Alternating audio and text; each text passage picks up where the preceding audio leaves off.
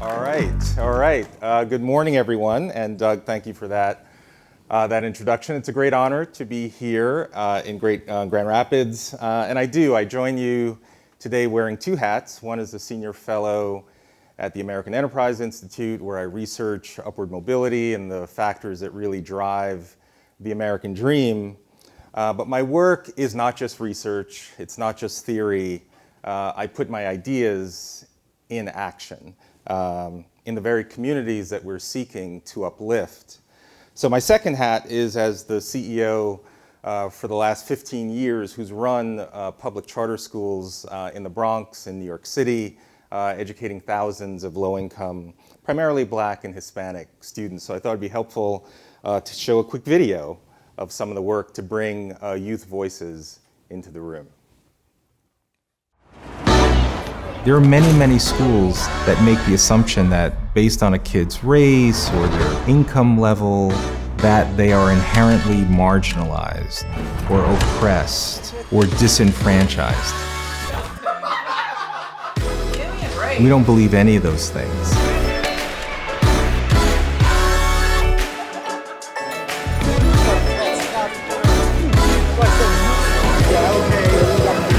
Vertex Partnership Academies is a public charter school located in the Soundview section of the Bronx. It's a wonderful community, and yet only 7% of kids graduate from high school ready for college. Unfortunately, that situation exists in the Bronx, Los Angeles, Chicago, Denver, many areas across the country. And the challenge is, fundamentally, not enough kids have access to a high-quality education. So we were determined to build a great school as hopefully a model that can exist anywhere in the country. Because our kids deserve the right to choose a great education. My family is from Trinidad, but I'm from like a small little city called Belize. My mom brought me here and she was trying to look for a school that fit her standards. I came here for like a week or two and I fell in love. I'm like, Mom, I'm staying. I just want to do like something that I know I'm gonna end up enjoying, not something that I feel obligated to do by everyone else. If I was in a regular school, it wouldn't be as challenging for me, so I really had to like get it together to stay on top of like your work and remain disciplined. Our kids are entering what we call the life-defining decade of age 14 to 24, where the decisions that you make during that period of time have huge influence over the rest of your life. So we actually have a class called Pathways to Power. And ultimately, it's about life decision making. One of the things we teach is something called the success sequence. I want you to imagine there's a sequence of steps that'll almost guarantee you, right, lead a life of fulfillment, one of purpose, achievement, and success, right, how you define it. It's not something that's in some ancient artifacts, right, that we find underground. It's not something that's only available to the rich, the famous. It's something that's available for all of us. And it's important to learn here as ninth graders so that we can set ourselves up for success in the future. The first decision I made around Vertex was the idea that we were going to organize this school around the 4 cardinal virtues: courage, justice, temperance, and wisdom. The biggest one is temperance, especially at the high school level. So I lead my life with self-discipline because I am responsible for my learning and my behavior. If you're running a school, you are in the business of moral formation.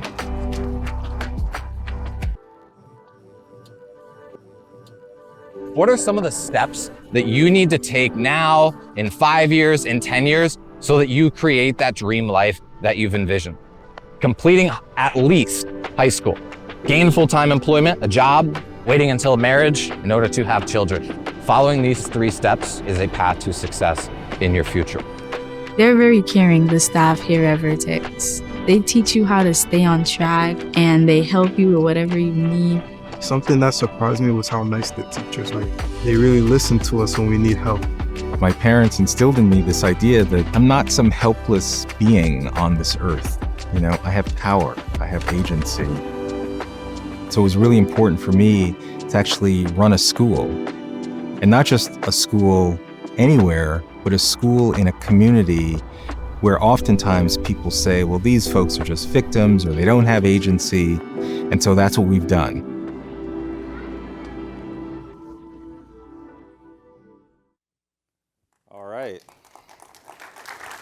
It's always important to bring youth voices. So many of our students at Vertex are just like kids in Grand Rapids, possibly living in tough circumstances, but deserving a great education that can inspire them to envision a better future for themselves. And the reason I run schools is I want our students to know that they can do hard things. Even in the face of inevitable challenges, they can lead virtuous, self-determined lives with integrity and agency. And I always love to plug my parents. Let's see, there he goes. Those are my parents. Because that's what my parents taught me. These are my parents, Vincent and Eula Rowe, on their wedding day in 1957 in England. They had emigrated to England from Jamaica, West Indies, and they ultimately came to the United States in 1968, which, as many of you might remember, is a very tumultuous year, especially around issues of race. But my parents weren't running away from Jamaica and England. They were running to the United States, ready to commit to the country's founding principles and this idea of the American dream. Yet, unfortunately, we gather today amidst increasing evidence that young people, young Americans nationwide, see the promise of the American dream slipping away. The Atlantic just published a very sobering piece. It's called "The Death of American Exceptionalism," where the author argues that most young people in the United States today no longer believe that their country is anything special. In the early 1980s, nearly 70% of high school seniors agreed with the statement, quote, "Despite its many faults, America's system of doing things is still the best in the world." Nearly 70%. That number has fallen to 27% in 2022. So at a time when belief in the American dream among young people seems to be declining, the moral imperative for this Believe in Our City conference is even more urgent. We have the responsibility to offer the optimistic view and truth that the American dream is real and it persists, even while acknowledging that it is not always fairly nor evenly distributed.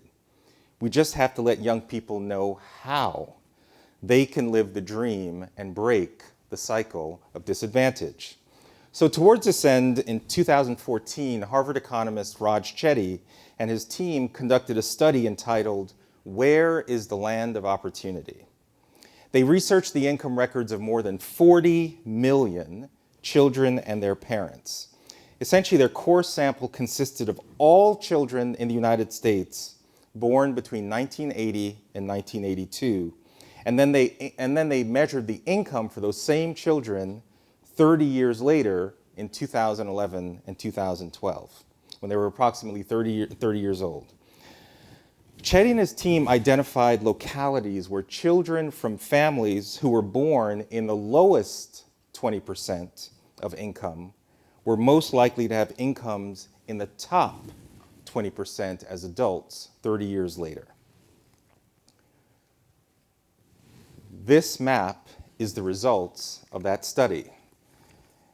It's called The Geography of Upward Mobility in the United States, and it illustrates the distribution of access to the American dream.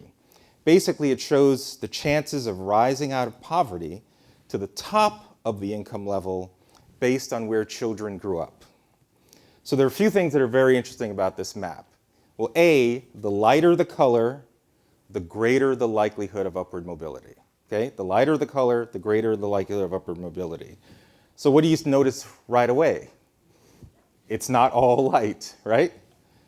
What's interesting is that we are all governed by the same federal system and national policies, but clearly intergenerational mobility varies substantially across areas within the United States.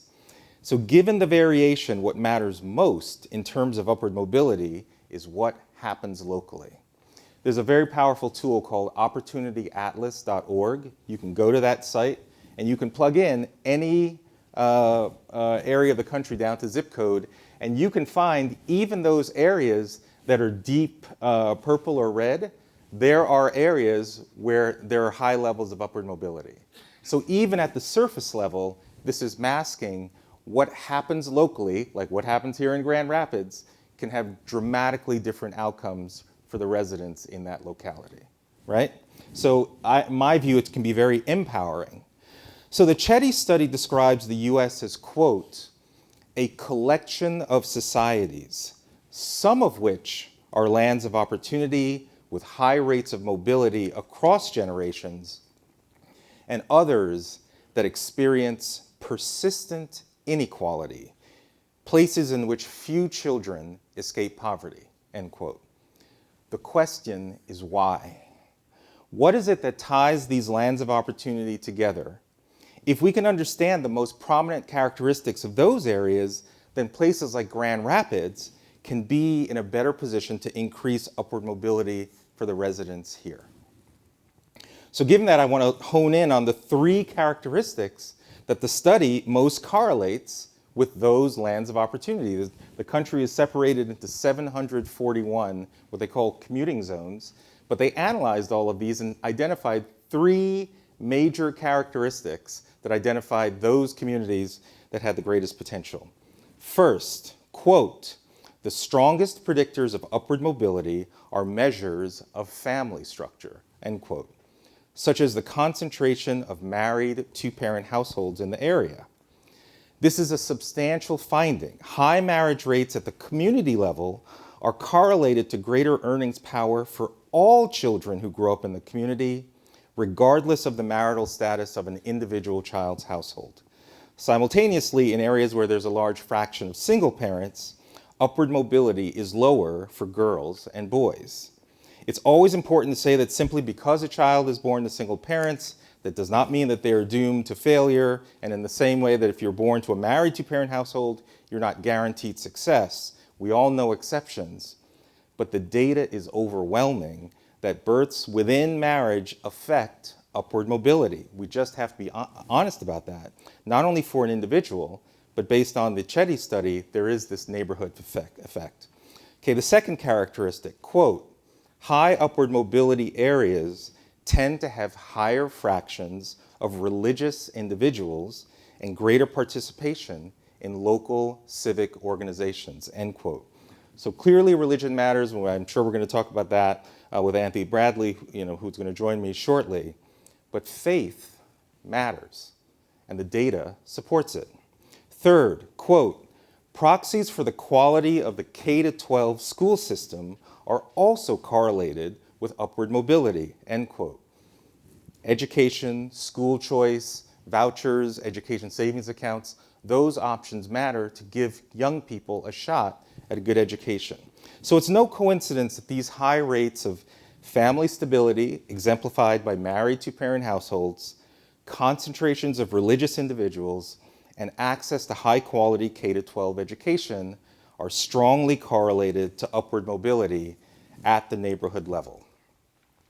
So for 30 years, I've been blessed to work with kids of every imaginable background. Rich kids, poor kids, black, white, Hispanic, Asian kids, kids in intact families, kids in very non-intact families, completely unstable, foster care, homeless kids. I've seen kids grow up in very challenging situations, domestic violence, extreme poverty, single parenthood, in ways that were very challenging.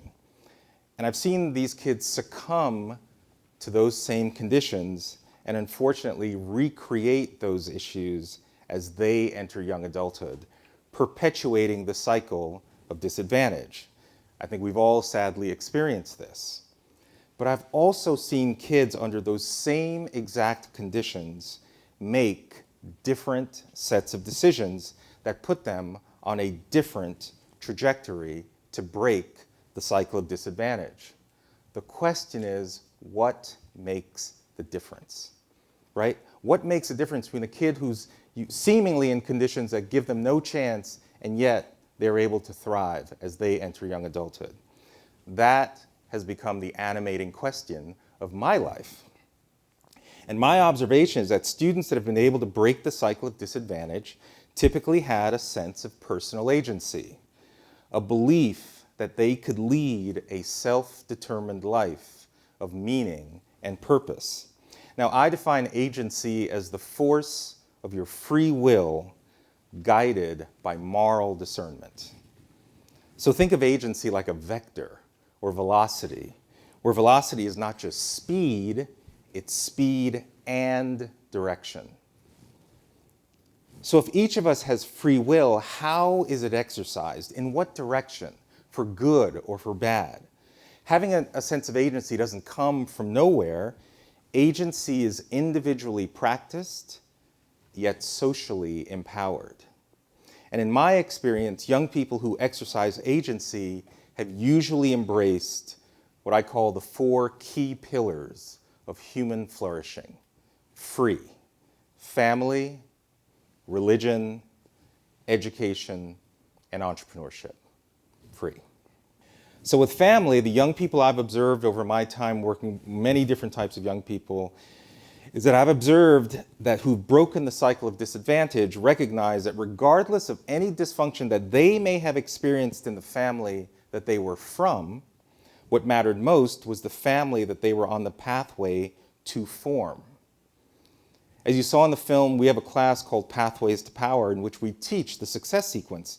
And that's data that says if a young person completes just a high school degree, then gets a full-time job of any kind, so they learn the dignity and discipline of work, and then if they have children, marriage first, 97% of millennials who follow the sequence across race, education, work, marriage, then children, avoid poverty. And the vast majority enter the middle class or beyond. So that's family. The second element of free is religion. In my observation, students able to break the cycle of disadvantage typically had some kind of personal faith commitment. They lived by a moral code.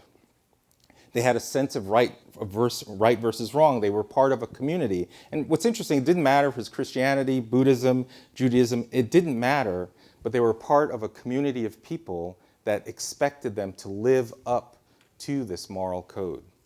Sometimes it's hard to talk about these issues, and you can't legislate it, but we can't deny the importance of what a personal faith commitment can mean in the lives of our kids. And so we have to tell them that it's important and inspire them to seek it out for themselves.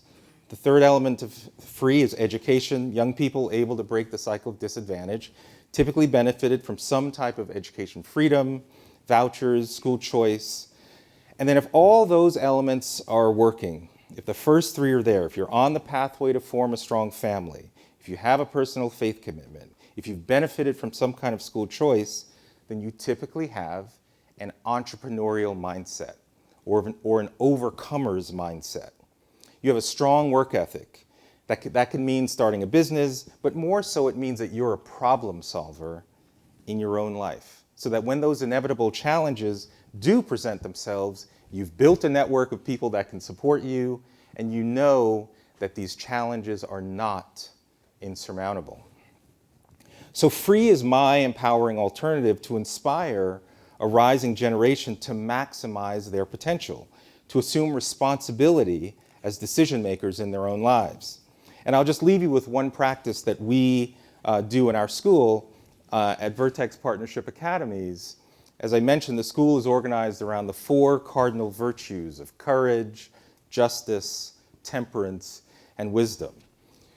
These are called cardinal virtues from the Latin root cardo, which means hinge, because they are the root virtues upon which all other standards of moral excellence depend.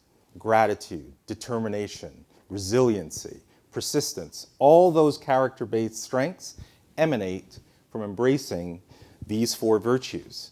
So each morning, and I'm going to ask you to participate in this with me, our students memorize these I statements as a way for them to internalize the sense of personal agency.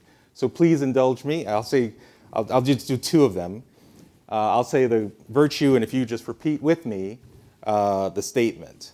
So courage. I reject victimhood and boldly persevere, even in times of uncertainty and struggle. Or temperance. I lead my life with self-discipline because I am responsible for my learning and behavior.